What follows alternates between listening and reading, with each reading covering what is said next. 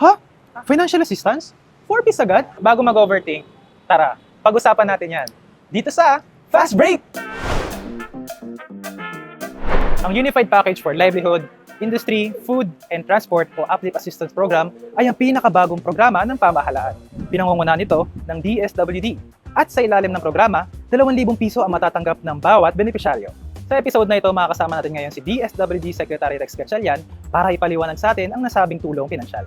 May 3 grupo ng benepisyaryo ang nasabing programa. Una, ang Group 1. Ito ang 3.5 million members ng Pantawid Pamilyang Pilipino Program o 4Ps at Walang Gutom Program o WGP. Sila ang makakatanggap ng one-time assistance na 2,000 pesos. Hindi na manual kasi remember, meron naman silang ATM kung saan nila kinukuha yung cash grants nila. Doon natin ilalagay yung karagdagang 2,000 pesos. Now, para sa Walang Gutom Program, food credits kasi yun nasa ATM nila, hindi cash. So, pag nag-food redemption sila, isasabay na lang natin yung pagbigay ng cash. But wait, there's more! Kung hindi beneficiary ng 4Ps at WGP, makakabilang kayo sa Group 2. Ito ang 2.5 million households na may hirap na hindi kabilang sa 4Ps at Walang Gutom Program at near poor o malapit sa poverty line. Batay ito sa resulta ng Community-Based Monitoring System ng Philippine Statistics Authority o PSA na inilabas noong 2024. Ito yung mga pamilyang kumikita ng mataas ng 25% mula sa poverty threshold income ng 30,873 kada buwan. Para maintindihan ang near poor or near poverty line, ang 25% ng 13,873 na poverty threshold monthly income ay 3,435.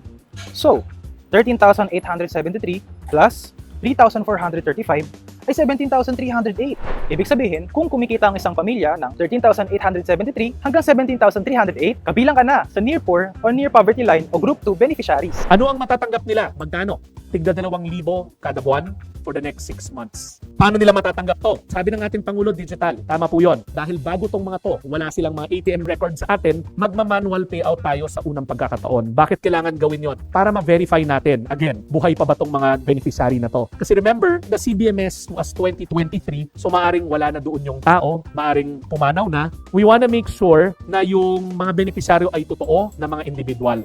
Meron din Group 3 beneficiaries. Ito naman yung 1.5 million households sa SSS members na may monthly income na 20,000 pesos pababa at meron ng disbursement account. Ano ba makukuha nila? 2,000 pesos kada buwan for the next 6 months. And tulad ng sinabi ko, automatic na i-credit ng SSS sa kanilang enrolled disbursement accounts.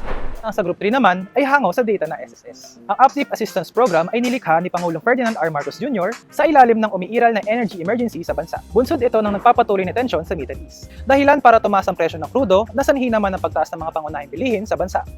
Layon din ito na mapigilan ang mga near poor at mga low-income households na maging mahirap at maibalik ang kanilang purchasing power o kakayahang makabili ng kanilang pangangailangan. Para sa karagdagang impormasyon kaugnay sa Uplift Assistance Program, bisitahin lang ang official account ng DSWD, yung may blue check. Ako ang inyong likod si Jonathan Marte, serving you with extra love and extra care. See you all again next time dito sa Fast Break!